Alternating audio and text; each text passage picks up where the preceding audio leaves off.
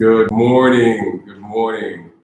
I am Jonathan Medlock, the Vice Mayor of the City of District Heights, and I'm going to read to you today a book called The Marvelous Cornelius. Marvelous Cornelius.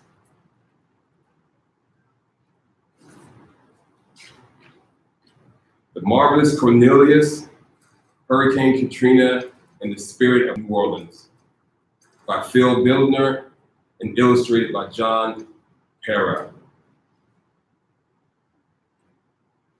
Even if it's called your lot to be a street sweeper, go out and sweep streets like Michelangelo painted pictures.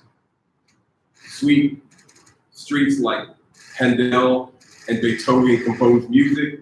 Sweep streets like Shakespeare wrote poetry. Sweep streets like so well that all the hosts of heavens and earth will have to pause and say, here lived a great street sweeper who swept his job very well, by Martin Luther King Jr.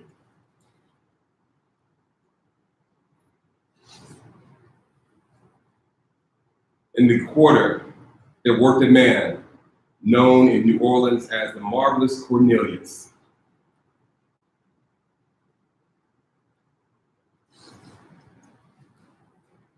Morning, he saluted the silver-haired man with the Tom's cane tucked under his arms. Greetings, he waved to the couple with the baby on the balcony. Ma'am, he nodded to the woman shaking the rug out in her front window.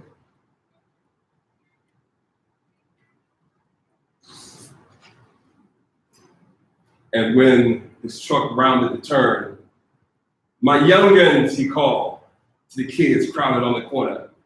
Marvelous Cornelius, they cheered. Marvelous Cornelius.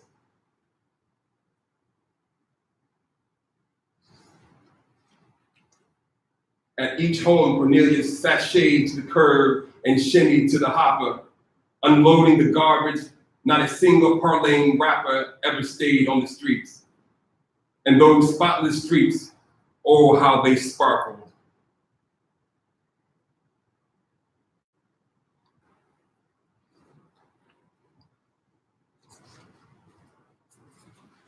Woo, woo, woo, woo, woo, woo. He called to the driver when it was his time to stop. Rat-a-tat-tat, rat-a-tat-tat. He streamed the side when it was his time to move. Hooty-hoo, hooty-hoo. His favorite call of all, showtime.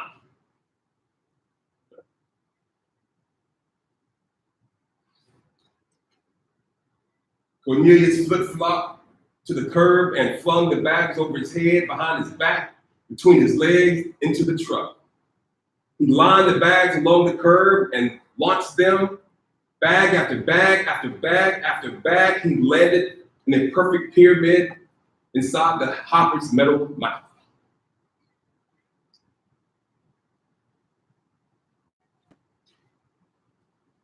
Bang! He clapped the covers like cymbals and whirled the tins like tops, whizzing and spinning back and forth across the streets.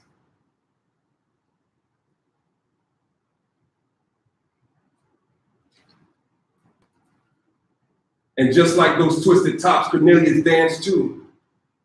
Tangalang up Toll Loose, shebanging down St. Peter's, revelanging down up Royal, shagalanging up Cartier, and everyone danced along. The old ladies whistled and whirled, the old men hooted and hollered, the barbers beaded twirlers, and beignet bakers bounced behind the one-man parade.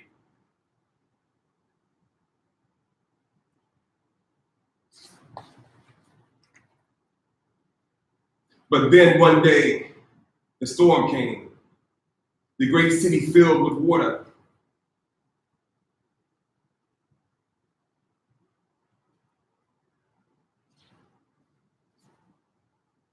People and pets, parks and playgrounds washed away. Schools and shops, streets and streetcars washed away. For too long, water, water everywhere, a gumbo of mush and mud.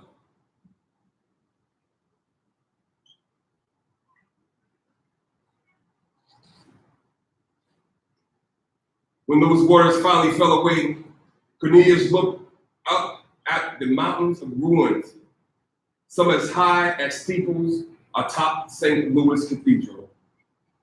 It would take 1,000 of me to clean this, he wept. Millions.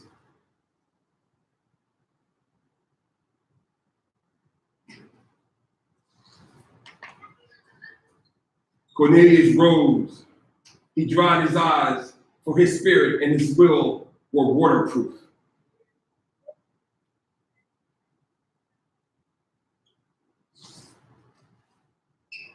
And just like he did every morning, he emptied the garbage into the hopper, and the kids who crowded the corner, they pitched in too.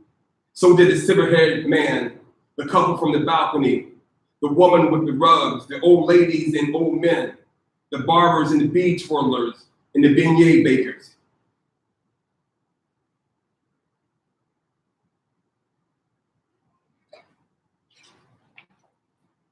Others too, from Brooklyn to Boise, Baltimore, and Bakersfield, Syracuse, Seattle, Santa Fe, and San Antonio. They streamed to the Crescent City, thousands, millions, a flood of humanity.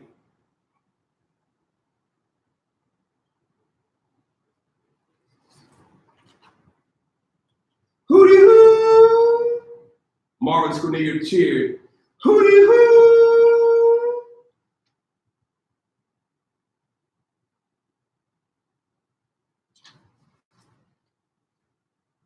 As the great city rose again, Marvelous Cornelius passed on.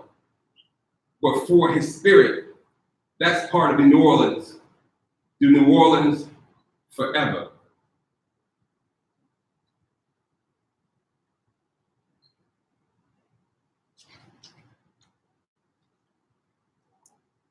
Thank you very much for listening to this story.